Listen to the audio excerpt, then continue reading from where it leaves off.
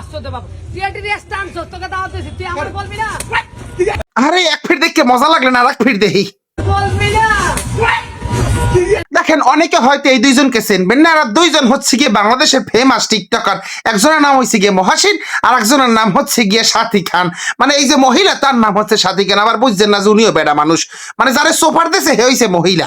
মানে কি পরিমাণে ধারাম করে সোফারটা দিয়েছে। সোফারের কাহিনী কি জানেন? এই যে বেড়াই বলে গেস্ট হিসাবে আসছে, লগে করে আবার আঙ্গ পাঙ্গ বাজাইয়ে এক্সট্রা কয়জন লইয়েছে, হেয়ে জিগাইছে এক্সট্রা লইয়েছে আমার দ্বারে কবি না কইছে, পরে দেশে কান সামান সাপ পাসাইয়া। মানে মানিজ্যের তো নাই। এখন তারা একটা হাতাহাতির পর্যায়ে চলে আসছে, তারা নারী পুরুষ সমান অধিকার নিয়ে আসছে।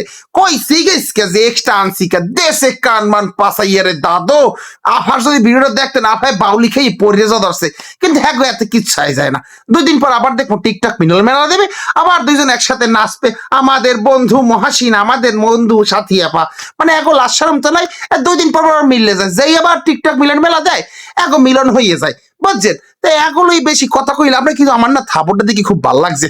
কি যে ভাল লাগছে, অনেক খুশি হয়েছে। আপনারা আমার মতো খুশি হয়েছেন, কি বলেন?